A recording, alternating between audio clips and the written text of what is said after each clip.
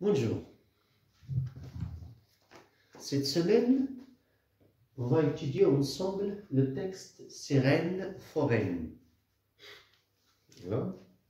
Dans le livre Sirène foraine de son auteur Raymond Queneau, 1903-1976, écrivain français, romancier et poète à la fois, est un poète inventif. Il surprend par l'humour qu'on trouve dans ses textes. Regardez bien l'image, l'illustration. Nous avons ici affaire à une créature. Créature quoi? Remarquez, il a la moitié d'une femme et la moitié d'un poisson. C'est une créature légendaire et imaginaire. Alors la sirène, créature légendaire.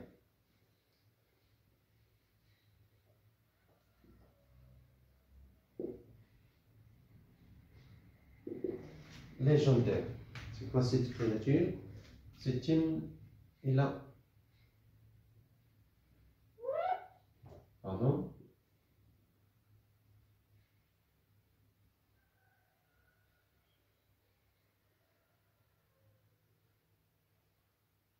Alors, son corps se compose de deux parties. La partie supérieure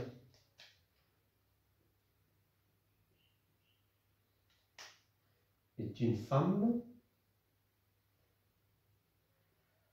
ça veut dire mi-femme, la moitié d'une femme jusqu'au giron. Le giron, c'est la partie où on met la ceinture du pantalon. Alors, du giron vers le haut, vers la tête, c'est le corps d'une femme. Et du giron vers le bas, vers les pieds, c'est mi-poisson. Alors, c'est quoi la sirène? C'est une créature mi-femme, mi-poisson. Une créature imaginaire qui n'existe pas, légendaire, inventée par les écrivains, par les fabulistes, les conteurs, ainsi de suite. D'accord? C'est comme les autres créatures que vous connaissez, le centaure. Le centaure, c'est une créature qui a la moitié d'un homme, la moitié d'un cheval. Mi-homme, mi-cheval. La licorne, c'est un cheval qui a une grande corne. Et nous avons aussi le dragon.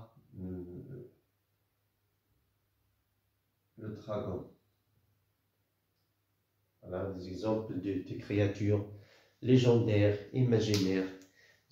Alors voilà, c'est ça la sirène. La sirène, comme on l'a vu sur l'image, sur l'illustration, cette image-là. Alors, mi-femme, mi-poids, poisson. On dit la queue du poisson. D'accord? Et les écailles du poissons. La sirène aussi, dans un autre sens, c'est la sonnette des pompiers. Le camion des pompiers. D'accord? Il y a un gyrophare qu'on a ici. D'accord? Il fait la sonne. Ça, c'est dit la sirène des pompiers. Sonnette des pompiers. Parce que vous avez ce gyrophare et essentiellement des roues.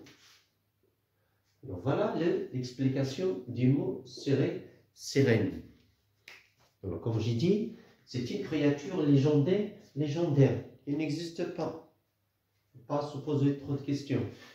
Alors, je peux ajouter une information. La sirène est apparue depuis longtemps, depuis déjà l'Antiquité dans le livre l'Odyssée. On a déjà étudié l'Odyssée, écrit par Homère. Vous rappelez-vous, l'écrivain Homère. D'accord? Alors, de quoi parle ce livre? Si vous vous en rappelez, il parle du périple d'Ulysse. Le périple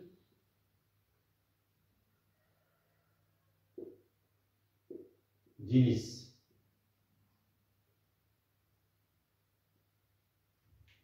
Le périple d'Ulysse. Ça veut dire son long voyage. D'accord? Bien, alors voilà ce dont on peut parler déjà dans ce voyage-là d'Ulysse, lorsqu'il cherche à regagner l'Ithaque. Et là, Ulysse, on a dit, il a rencontré beaucoup d'obstacles.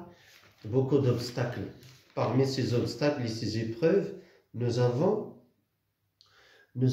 les sirènes. Alors, vous allez me poser la question, comment la sirène va-t-elle être dangereuse, agressive? Donc, effectivement, ce n'est pas le corps de la sirène qui est agressif. Ce n'est pas ses mains, ce n'est pas sa queue, non. Ce qui est agressif chez les sirènes, c'est le chant, son chant, le chant. Le chant qui est comment? Qui est magique. Ils ont un chant magique. Qu'est-ce qu'elle fait, ce chant? Il l'envoûte. Il envoûte, il charme, il séduit, il hypnotise. D'accord? Alors, si on entend ce chant, qu'est-ce qu'on fait directement? Quelle est la réaction?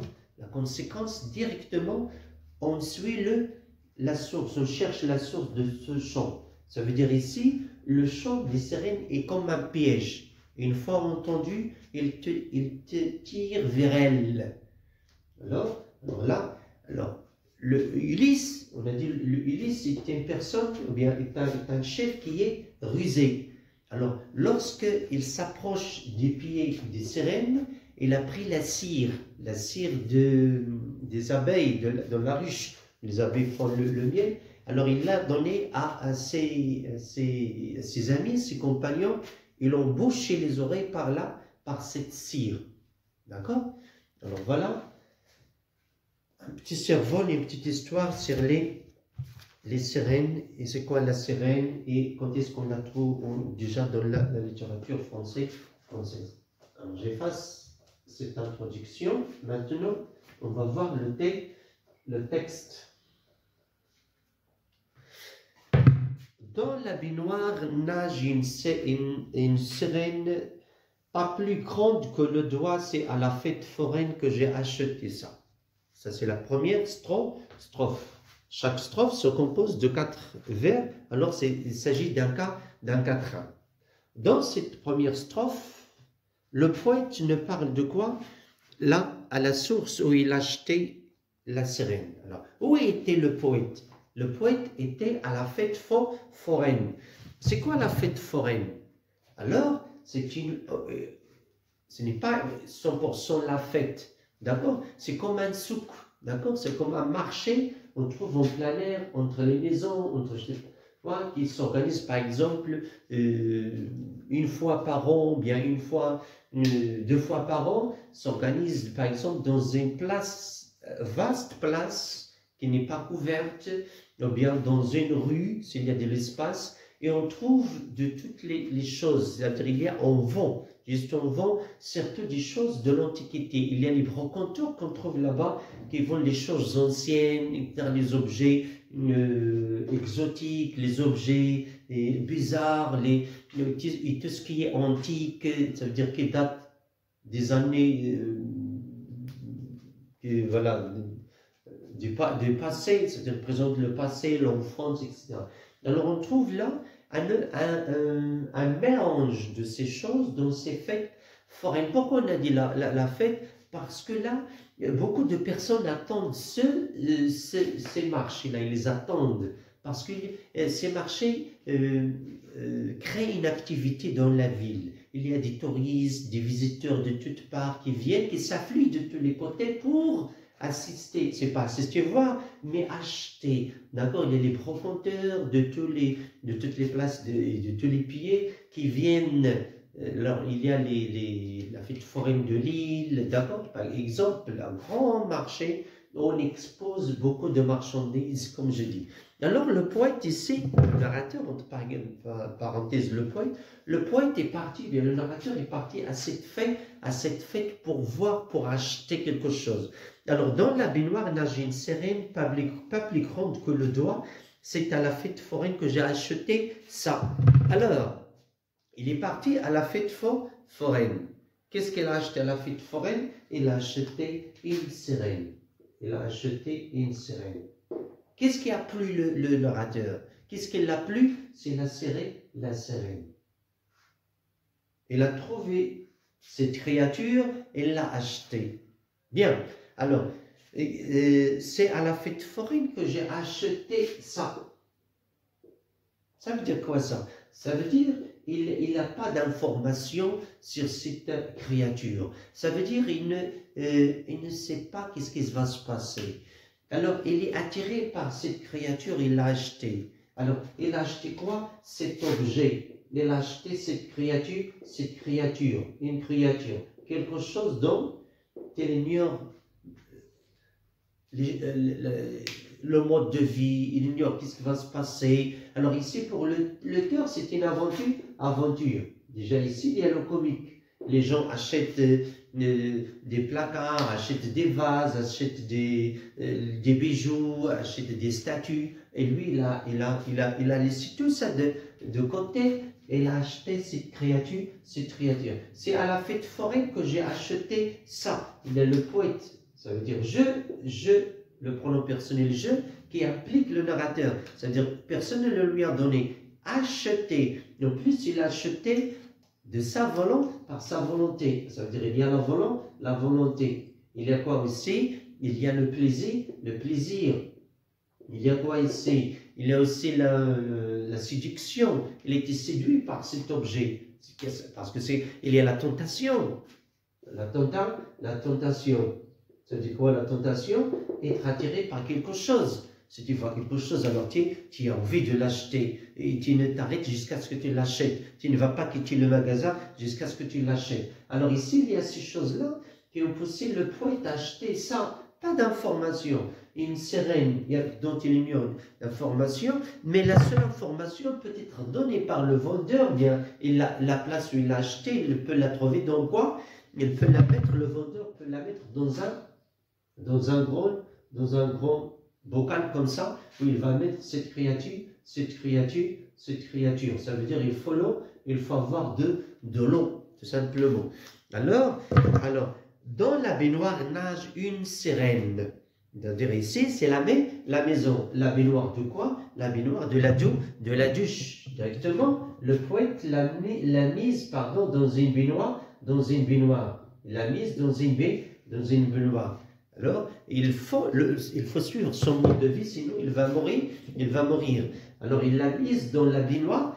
Après l'avoir achetée, il va la vider dans la baignoire avec beaucoup de l'eau et beaucoup d'espace, beaucoup de liberté, beaucoup d'épanouissement, beaucoup de joie, ainsi de suite. Alors, dans la baignoire nage une sirène pas plus grande que le doigt.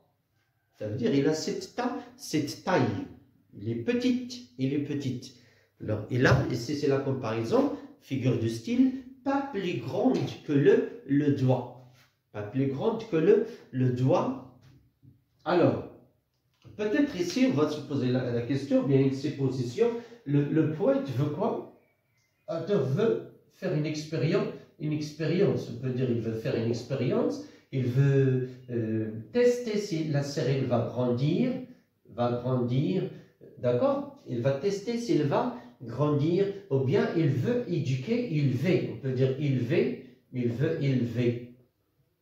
élever cette créature. Il va lui donner à manger, et au plus, ce sera son animal de compas, de compagnie. Au lieu d'acheter le chien, d'acheter le hamster, d'acheter le chat, d'acheter les lézards comme la plupart des gens normaux, lui, il quitte la normalité des choses. Il veut changer. Au lieu d'avoir toujours, tu vois tout le monde avec un chien, la plupart avec des chats, etc. Lui, elle change, il quitte tout ce monde naturel. Il veut avoir une autre créature, bien un autre animal de compagnie différente. Ça veut dire il veut être différent. Déjà ici, le fait d'acheter cette créature qui est bizarre, ça crée quoi? Il donne un peu le comique. Il y a de l'humour. Peut-être qu'on va se moquer des poètes. Qu'est-ce qu'il a fait? Pourquoi tu as gaspillé l'argent? Qu'est-ce qu'il va faire avec ça? Ainsi de suite. Alors, je la regarde grandir. On la nourrisson de morue. Maintenant, il sait sourire et se tient sage mais nu. Alors, au fil des temps, c'est-à-dire les années passent. Qu'est-ce qui se passe? Et chaque jour, là, il faut la nourriture. Alors, le poète lui donne de la morue. Il lui donne quoi? La morue. Ce sont des poissons, une sorte de poisson. Alors, il la nourrit par la morue, d'accord? Il lui donne à manger.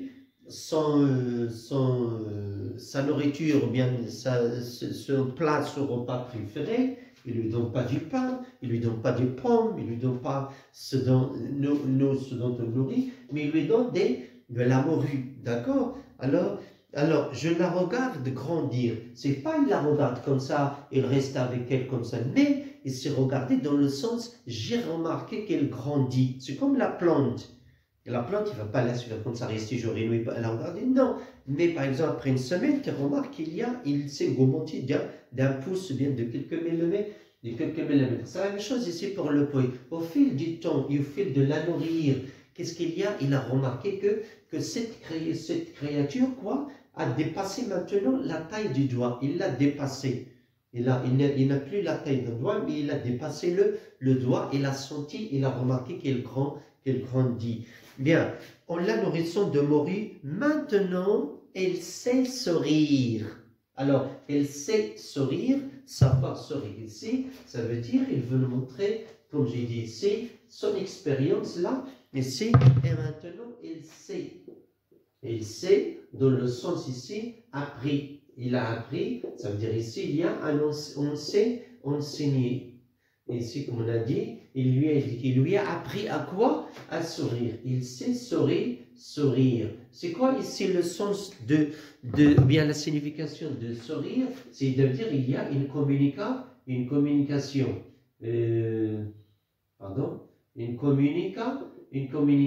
C'est quoi une communication? Il y a une entente. Il y a un lien. Il y a un lien entre le narrateur et la sirène. Il y a une communication et une réaction. C'est-à-dire le poète fait quelque chose, le poète lui dit quelque chose, lui fait des grimaces, lui fait des gestes, lui fait des nanas, ça veut dire des petites choses comme les enfants. Qu'est-ce qui se passe? Il y a là, la sirène répond. Ça veut dire il y a un va-et-vient, une communication entre les deux. Et qu'est-ce qui montre cette communication, cette entente et cette compréhension? C'est le sourire de la sirène. Dès qu'il sourit, ça veut dire qu'il commence à s'adapter, il commence à répondre à ses exigences, à ses gestes. Ça veut dire qu'il y a une compréhension, on entend comme il dit. On la nourrisson de mourir maintenant. Ça veut dire après beaucoup de temps, maintenant ce jour-là dont je vous parle, il sait sourire. C'est une satisfaction. L'expérience a réussi. L'aventure des poètes a réussi. Le poète n'a pas dépensé son argent. Elle sait sourire, elle se tient sage. C'est quoi se tient sage? Il ne quitte pas la baignoire, il n'éclabousse pas de l'eau, il ne fait pas de bêtises, il ne dérange pas, il ne casse pas les choses qui sont au bord de la baignoire. Ça veut dire, alors il est sage, il est bien éduqué, le poète a réussi à la rendre sage. Mais le problème que j'ai, le poète, elle est nue. Et le problème, il ne peut pas mettre d'habit. À la fois ici, la sirène, elle est comment? On a dit, elle est nue, féminin, elle est nue, ça veut dire qu'il y a un corps féminin devant un corps d'un homme, devant le regard d'un homme. Et ça pose un problème. Mais le problème aussi, la sirène est dans l'eau. Comme on a dit, la sirène est dans l'eau, il ne peut pas mettre des habits, il ne s'habille pas parce c'est une créature aquatique. Alors tout va bien pour le poète. La seule chose qui le dérange est qu'elle est nue. Bien, troisième strophe. Un beau jour, content j'écuige, un chant menu mais bien formé. Je suis séduit par ses arpèges et là, cela m'a mené. Un beau jour. Ici, on a affaire à quoi? Ce qu'on appelle l'élément perturbateur. L'élément perturbateur, modificateur. L'élément modificateur, perturbateur. Alors avant, tout va bien. C'est ce qu'on appelle la situation initiale. Il y a un début, il y a une entente, tout va bien, il y a un calme, il y a un sourire, il y a un seul problème qu'elle est nue. Mais un beau jour, c'est-à-dire ici, quand cela s'est passé, un beau jour. C'est quoi un beau jour ici? C'est un jour de printemps, bien un jour d'été. Un beau jour. Ça veut dire la sirène a senti qu'il y a le jour, il fait beau. Alors, mais un beau jour, qu'entends-je et cuis-je? Oh, qu'entends-je et cuis-je? Ici, nous avons la répétition. Un beau jour, qu'entends-je et cuis-je?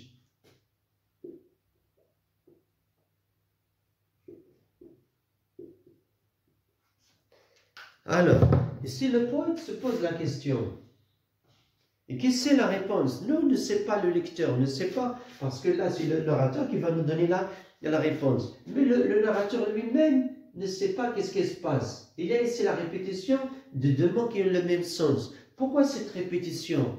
Parce que là, c'est quelque chose de nouveau, quelque chose d'inattendu, quelque chose de jamais entendu. C'est bizarre. Qu'entends-je? Ça veut dire, c'est quoi ça? Je ne l'ai jamais entendu. Un beau jour, qu'entends-je? Et cuis-je? C'est-à-dire, il y a quelque chose, il entend quelque chose. Depuis qu'elle est née jusqu'à cet âge, il ne l'a jamais entendu. Il ne l'a jamais entendu, ni à la maison, ni dehors, ni à une autre place. Alors là, il y a cette répétition pour insister sur le côté de ce son-là qu'il entend, qu'il est bizarre. Et la rareté de ce son. Et quoi d'autre? Qu'entends-je et cuis-je? Il y a ici une phrase interrogative.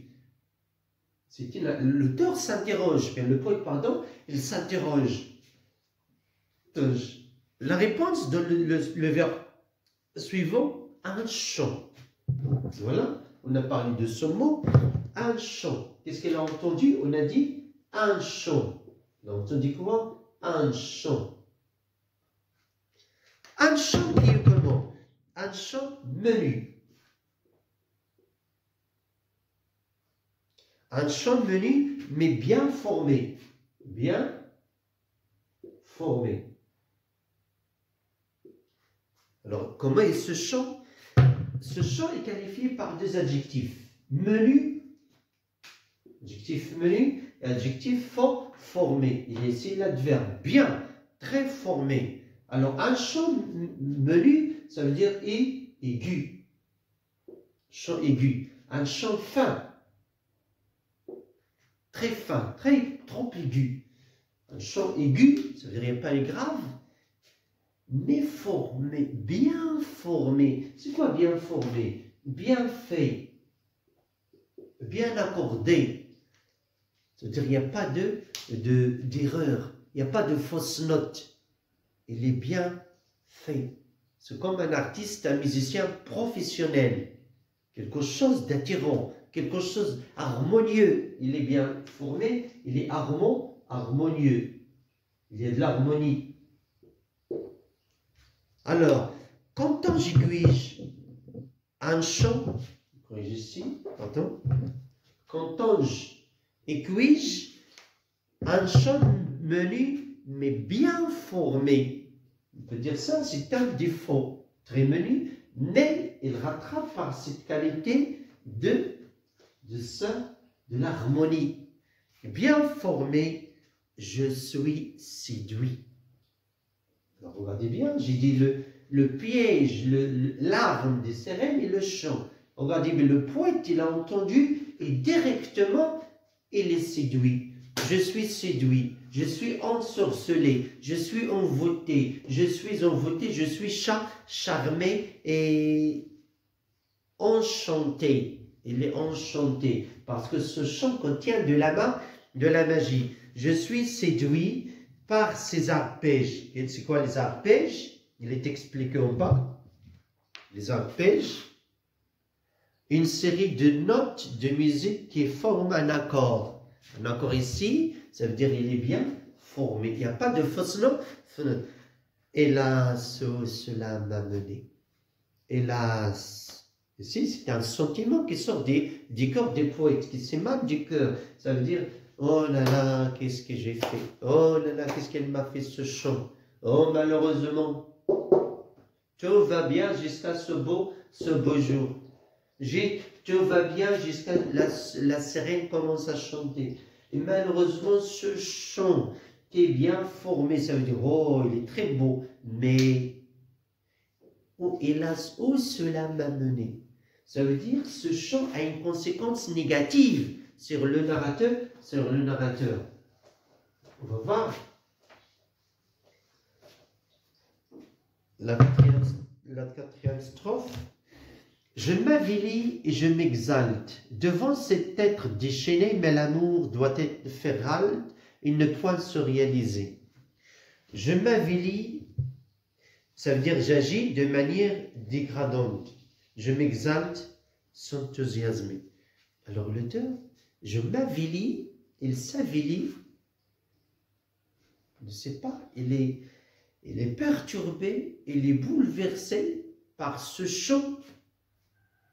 Et je m'exalte, il s'enthousiasme, il est excité devant cet être déchaîné. Alors, comment est cet être au début? Il est sage. Maintenant, il est déchaîné.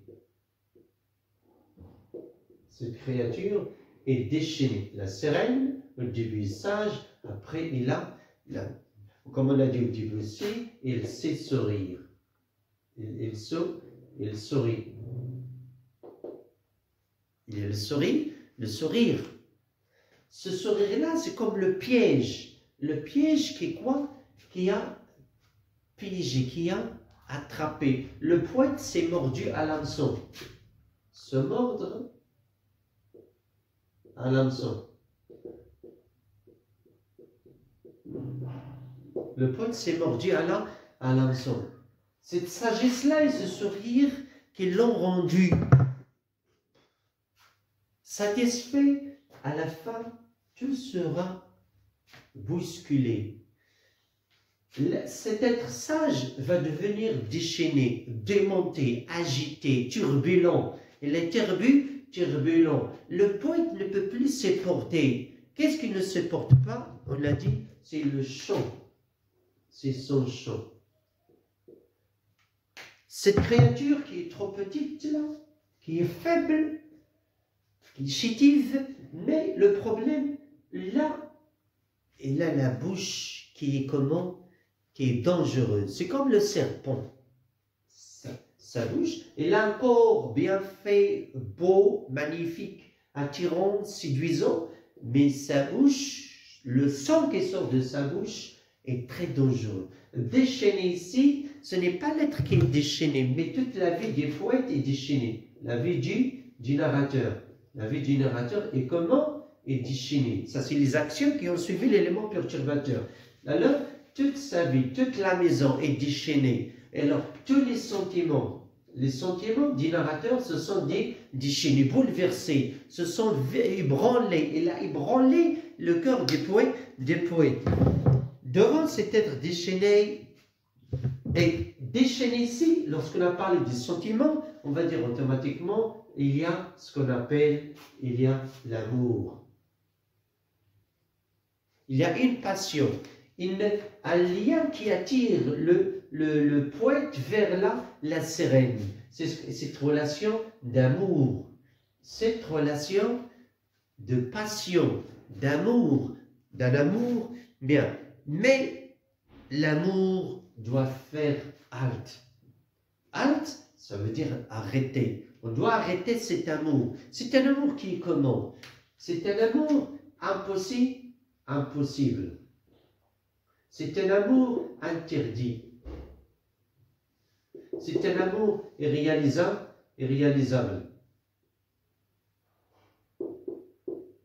Un amour irréalisable. Amour interdit. Alors, on va arrêter cet amour. Pourquoi? Parce que ici, nous avons deux êtres, deux créatures de différentes races. Si on a ici la sirène qui fait partie des créatures légendaires encore bizarres, de l'autre côté, nous avons l'homme, une autre race. Il est complètement différent. Alors c'est un amour interdit. Il ne peut se réaliser. Bien. Alors, on continue vers la chute des choses. Je souffre et je me désespère. La conjonction est impossible. Alors à la fin, je dis marre et je vidange la baignoire. On a dit, cette sirène se trouve toujours dans sa baignoire. Elle ne peut pas la quitter. Elle se trouve dans la baignoire. Mais le problème maintenant, il est grand, il est grande. Il est grand, il est grande. Il a grandi. Il est comment? Il est turbulente, il est insupportable. Le poète ne supporte plus sa présence. Le poète a acheté son malheur par son argent. Alors, on a dit, il y a un amour. Un amour qui est comment? Qui est interdit. C'est une relation interdite. Il doit faire comment? Il doit faire halte. Il doit avoir un arrêt. Déjà ici, ce mur, ou bien cet arrêt, cette ligne infranchissable qui se trouve entre le poète et la sirène, c'est déjà entre les deux corps différents. Les deux corps alors, même le poète l'a dit par lui-même, mais l'amour doit faire halte et ne point se réaliser. Il ne peut pas se réaliser. L'amour ici, ça veut dire ce lien, cette relation de mariage. Le poète, il continue, je souffre. C'est-à-dire, le narrateur, c'est pas vraiment, le narrateur souffre. Je souffre.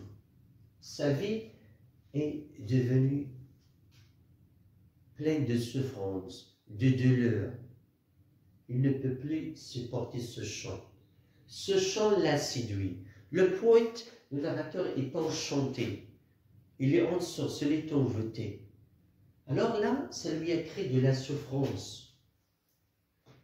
Qu'est-ce que cause cette souffrance? C'est que là, il remarque, il constate que cet amour est impossible. Il ne doit pas se réaliser. Alors le narrateur souffre et se désespère. Cela crée le désespoir. C'est quoi le désespoir ici? Désespoir de quoi? De ne pas se marier avec la sirène. Il ne peut pas se marier. C'est un désespoir. Ça veut dire qu'il y a encore espoir. Est-ce qu'il y aura un changement? Non. Est-ce que la sirène va devenir femme normale? Ça, c'est autre chose. Et c'est une autre histoire. Alors, ce qui nous intéresse maintenant, c'est les éléments qu'on a ici. Alors, il y a le désespoir. Le poète, le narrateur vit dans le désespoir. Il n'attend pas un espoir pour voir un jour cet amour se réaliser. La conjonction est impossible. Ça veut dire la relation. L'attachement, il est comment? Est impossible. Impossible. Deux races différentes, deux créatures différentes, deux corps différents, alors la conjonction est impossible. Impossible, irréalisable. Qu'est-ce qu'elle va faire ce narrateur-là? Alors, ce narrateur, il souffre. Il est désespéré. Désespéré. désespéré. Elle est désespérée. C'est-à-dire, dans sa vie, il n'attend pas un espoir. Il n'attend pas qu'un miracle se passe. Elle sait que cette créature va être comme ça, va rester comme ça. Elle sait que cet amour ne peut pas se réaliser. Alors, est-ce qu'il y a un grand espoir dans sa vie? Est-ce qu'elle attend un changement? Non, elle sait qu'il n'y a pas de changement. Alors, qu'est-ce qu'elle va faire? Elle va védanger là. Et je védange la baignoire. Il va védanger la baignoire. Védanger, ça veut dire retirer ce qui bloque la baignoire en bas. Ça veut dire là, le trou ici. Il va védanger. Enlever le bouchon qui garde l'eau, qui bloque l'eau. Alors, il va faire sortir l'eau vers le bas. Comme on fait le vidange de la voiture. Et qu'est-ce qui se passe? Qu'est-ce qui se passe? Automatiquement, la sirène va sortir avec l'eau. La sirène va sortir avec l'eau. Où est la sirène maintenant? La sirène est dans les égouts. D'accord? La sirène est partie dans les égouts. Comme quoi? Comme la saleté. Comme on se débarrasse de notre saleté, de nos déchets. D'accord? Alors, il est parti avec l'eau. Pourquoi on a dit? Alors, on peut dire que le narrateur est méchant, le narrateur est sauvage. Non. Oui, non, comme on dit, mais c'est automatiquement non, parce qu'il n'y a pas une autre solution. La solution, là, le poète sait qu'elle il ne peut pas la vendre, parce que personne ne va l'acheter. Personne ne va l'acheter. Il ne va pas la faire sortir, parce que s'il la fait sortir, il va déjà, lui, il va le gêner par son chant. Il va gêner les autres. Alors, tout le monde va être séduit. Alors, peut-être il va la jeter dans l'océan, bien de la mer, mais c'est ça le problème. Vers la mer, de la maison à la mer, il va poser des problèmes avec son chant. Il ne va pas lui fermer sa bouche pour ne pas mourir. Et pour la faire sortir d'ailleurs, il lui faut, de toute façon, une citerne où il va y mettre. Et lorsqu'elle sera dans la mer, il va sortir vers le bord, il va gêner les gens. Ça veut dire le poète à la fin sera quoi? Sera le responsable de tout ce malheur, de tous les malheurs des gens, d'autres gens qui seront peut-être séduits par le chant de cette sirène. Bien, cette belle incorrigible, ça veut dire cette sirène qui est incorrigible, dont on ne peut pas changer le corps, qu'on ne peut pas transformer une femme, disparaît avec le liquide, ça veut dire il disparaît, il est aspergé par l'eau, il est attiré par l'eau, et le poète, regardez bien, je redeviens un homme adulte. Il a dit, je redeviens un homme. Parce qu'avant, il n'est pas un homme. Pourquoi il n'est pas un homme? Parce que, pourquoi il a acheté la sirène? Pourquoi il a commis cette erreur? Pourquoi il veut faire cette expérience ou bien cette aventure qui se finit par une mésaventure, par un malheur? Alors il devient un homme. C'est comme si avant il n'était pas un homme. Un homme qui est comment? Adulte. C'est quoi adulte? Raisonnable. Ça, il est devenu sage. C'est-à-dire, je ne vais plus commettre cette erreur. Je ne vais plus acheter quelque chose dont je n'ai pas d'information. Je redeviens un homme adulte, un peu froissé par le tumulte. Un peu froissé par le tumulte. Ça veut dire quoi? Il est bouleversé par les événements. Tous ces événements-là l'ont fait souffrir, l'ont ébranlé, l'ont agité, secoué, remué, l'ont bouleversé, comme j'ai dit.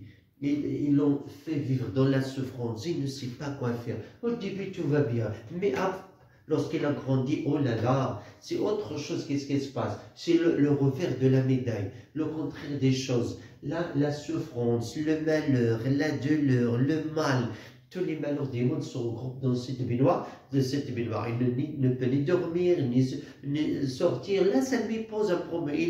Il a acheté son malheur par soi-même. Alors là, regardez, il est bouleversé, il est froissé par le tumulte, par les événements. C'est-à-dire tout ce qui s'était passé. Et le poète ici nous donne le message, c'est pour le narrateur. n'achetez jamais une chose dans vos numériques d'information. Une chose que tu n'as jamais vue, ne l'achète pas. Et c'est ça les mots dans le côté, le langage et le texte de Raymond Queneau. Alors là, voilà, il a acheté une sirène, ça fait rire.